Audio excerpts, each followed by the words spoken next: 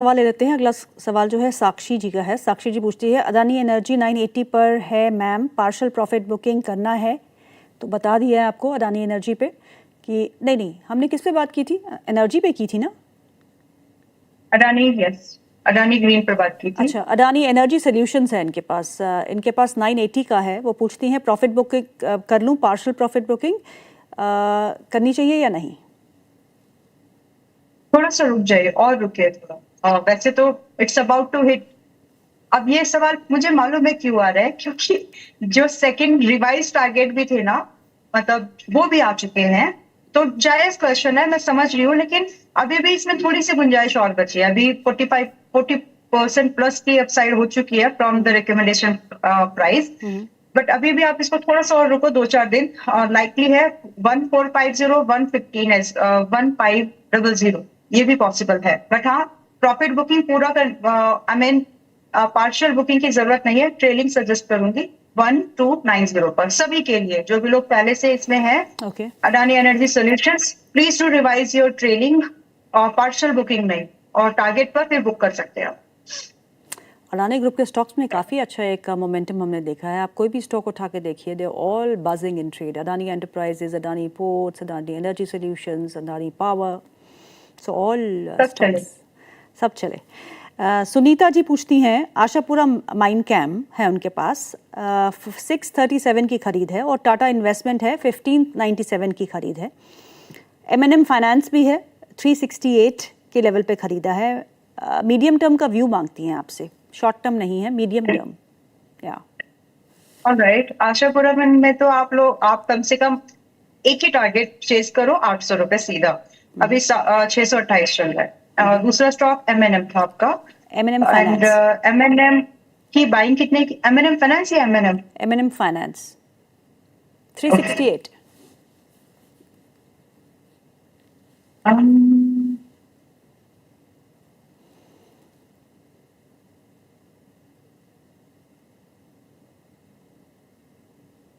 इसका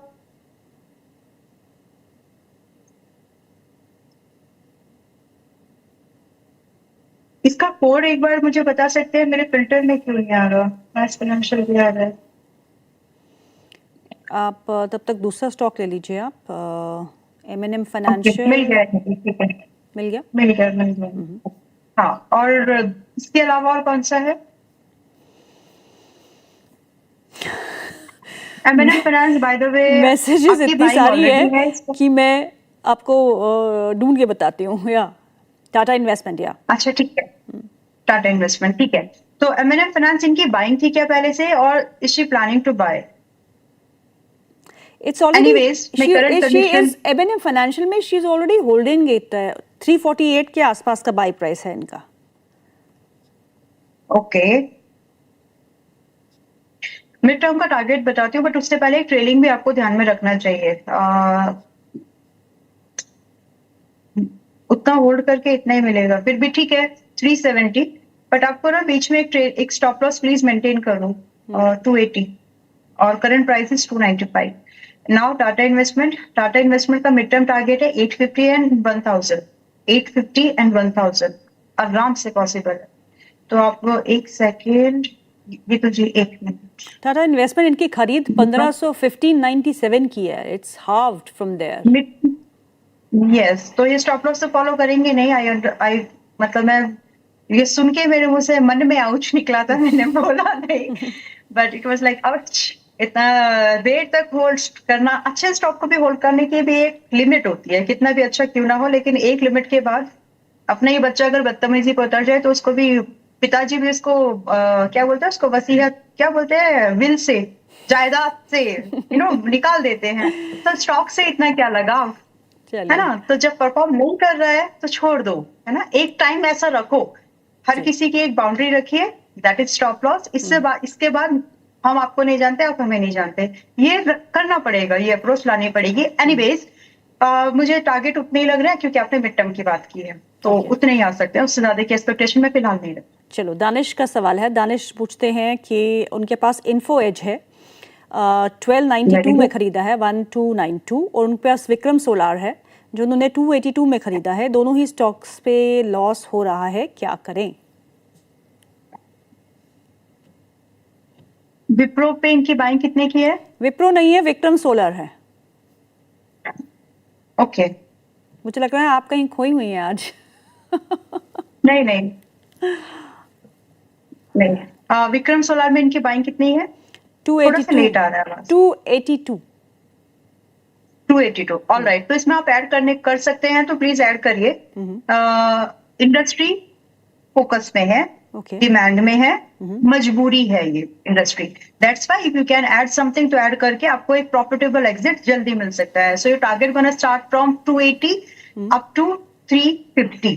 बट अगर ऐड कर सकते हो तो कोशिश करिएगा। अगर कोई वीक काउंटर है आपके पास में जहां पे लग रहा है कि बैंकिंग का कोई सड़ा सा स्टॉक है, या फिर मतलब जहां पे आपको लग रहा है कि वहां से निकल सकते हो आप, तो वहां आप चाहे तो मैनेज कर सकते हैं, क्योंकि ये चल पड़ेंगे फिलहाल के लिए। यहाँ पर आपकी रिकवरी थोड़ी फास्ट मिल सकती है। Though you good to maintain stop loss at 190। And second stock जो कि नौकरी था, इस पर इनकी बाइंग कितने की है? 1292। ओके, एडिशन मत करिएगा, जैसा है वैसे ही रखिए। But still target gonna be ranging from 1200 to 1350। 1350 higher and 1200 possible minimum. अगला सवाल जो है वो फारूक मुमताज का है। वो पूछते हैं कोल इंडिया के बारे में। कोल इंडिया के शेयर है उनके पास, 410 की खरीद है। एक्साइड इंडस्ट्रीज भी है उनके पास, जो उन्होंने 301 के भाव पे खरीदा है। तो दोनों पे क्या सलाह देंगी आप? कोल इंडिया होल्ड करिए।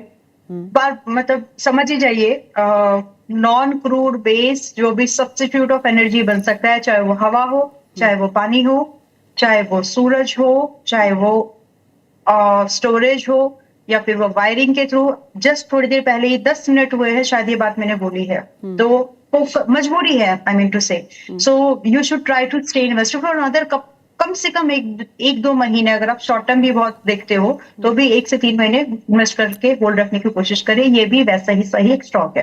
कोयला एनर्जी जनरेशन में काम आता है, चाहे आपको थर्मल प्लांट बनाना हो या फिर आपको स्टील प्लांट की एनर्जी की कंजप्शन को सप्लाई देना हो। ऑल द केसेस अभी फोकस में रहेगा। ओके। तो आप इसको बना के अपने अभी आप इसको होल्ड करके चल सकते हैं। Targets gonna be like 745, I beg your pardon, 475 and 530। 745 Exide, तो मुझे झटका लग गया था।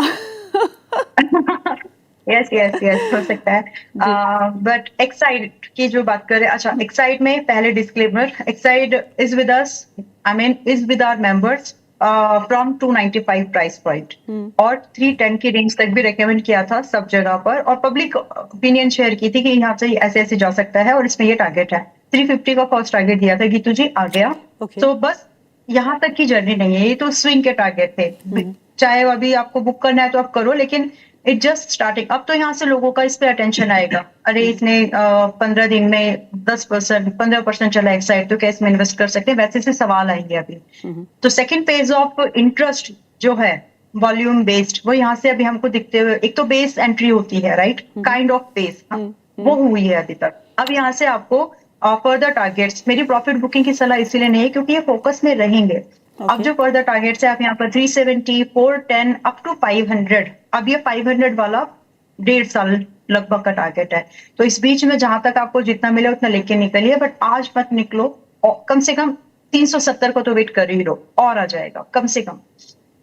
ओके, चलिए दीपक का अगला सवाल है। दीपक पूछते हैं एनआरबी बियरिंग्स के बारे में।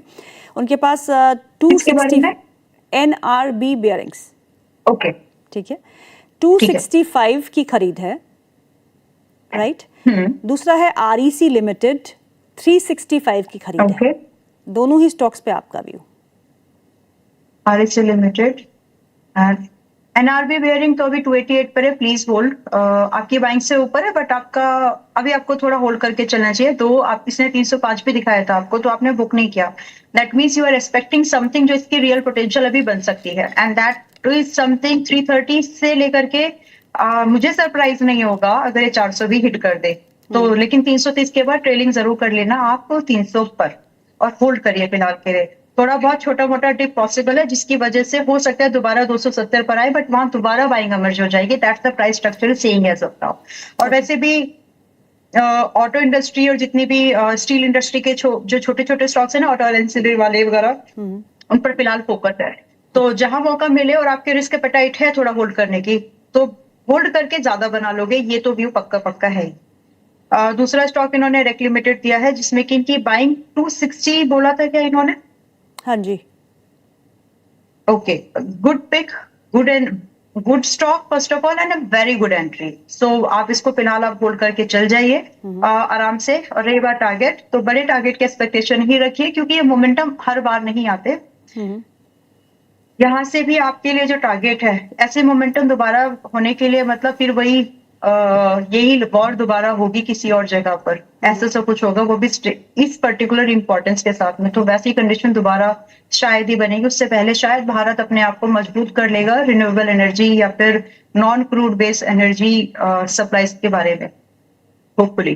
अब बात करते हैं टारगेट। 400 से लेकर के 450 मिनिमम टारगेट है, आ सकते हैं, प्लीज आप उसके लिए होल्ड करें।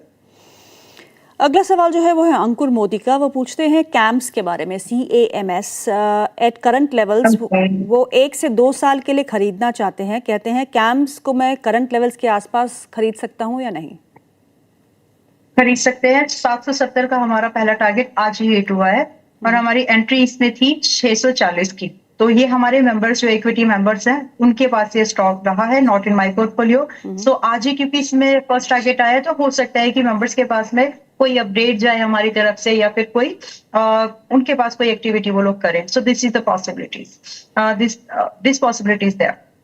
बट फर्दर, क्योंकि आपने बहुत क्लियर व्यू रख दिया है कि मैं 102 साल के लिए होल्ड करना चाहता हूँ, तो आज since we bought it with like 20%, but जब आप आज भी बाय कर रहे हो, so you got to take around 10% risk. अगर आप वो अभी 770-75 पर चल रहा है, 700 रुपए का स्टॉप लॉस मेंटेन कर सकते हैं। If yes, then you should expect minimum target 850 minimum बोल रही हूँ मैं, और 1000, और ये आपके लिए मिनिमम टारगेट्स हैं। इसके बाद ओवरऑल चीजें हमारी, ये तो स्टॉक स्पेसिफिक टारगेट हो गए। इसके बाद की जो बढ़त है, हमारी ओवरऑल मार्केट की डायनामिक्स बदलते हैं या नहीं बदलते, कुछ अलग सी कंजप्शन चीजें, कुछ अलग से सुधार आएंगे नहीं आएंगे, उसके ऊपर डिपेंड करेगा। दैट में lead up to 1100 as well. But अभी के लिए 850 और 1000 तो लगता है कि अगर आप 1 से 2 साल होल्ड करेंगे, इतना तो आ जाएगा। ओके, निक्स का सवाल है। वो पूछते हैं IOC PPL pharma bank of India में एंट्री पॉइंट और टारगेट क्या हो सकते हैं, प्लीज बता दीजिए। IOC PPL pharma, okay.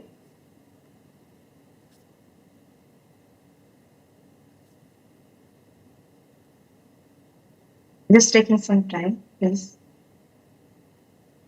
PPL pharma पहले लेते हैं, 164 पर है, अभी भी खरीद सकते हैं। और इसी प्राइस रेंज पे जब आप एंट्री कर रहे हैं, this is the I think third stock जो रिकमेंड कर रही हूँ मैं अभी भी। आप 164 के आसपास खरीदते हैं, तो आपका 20 रुपए दूर है स्टॉप लॉस 144 पर, ठीक है। एंड आपका जो टारगेट होना चाहिए, इट शुड बी 190, 215, 1215 एंड 240। बड़ी रेंज, बड़ी छलांग लग सकती है। स्टॉक बहुत टूटा और एक समय के बाद जब ये आ गया था, तो इसने एक्चुअली लोगों को काफी निराश भी किया। अब मुझे लगता है कि यहाँ पे बॉटम बाइंग अपॉर्चुनिटी आप लोगों के लिए रेंज वाइज बन रही है, इसको अनकैश किया जा सकता है। Then you ask for IOC। जब आपने IOC के लिए पूछा है, तो 146 पर है, आधा ही लगाओ आज के भाव पर, और बाकी थोड़ा बचा के रखिए। इनकेस 135 आए, तो वहां पर अपने प्रॉफिट प्राइस जो है एवरेजिंग कर लीजिएगा। और अगर ये आपको 150 के ऊपर, कल परसों मंडे तक भी फॉर दैट मैटर, अगर उसके ऊपर निकल जाए, तो भी वहां पर पोजीशन कंप्लीट कर लीजिएगा। दोनों केस में स्टॉप लॉस डिफरेंट है, लेकिन टारगेट सेम रहेंगे। अगर आपको एवरेजिंग करने का मौका मिला, your stop loss gonna be at 125। अगर आपको प्रॉफिट पिरामिडिंग करने का पहले मौका मिला, then your stop loss gonna be at 140, that's it. और जो पॉसिबल टारगेट है, as I said, target same रहेंगे दोनों ही केसेस में। Your target should start from 165 and up to 180। अगला सवाल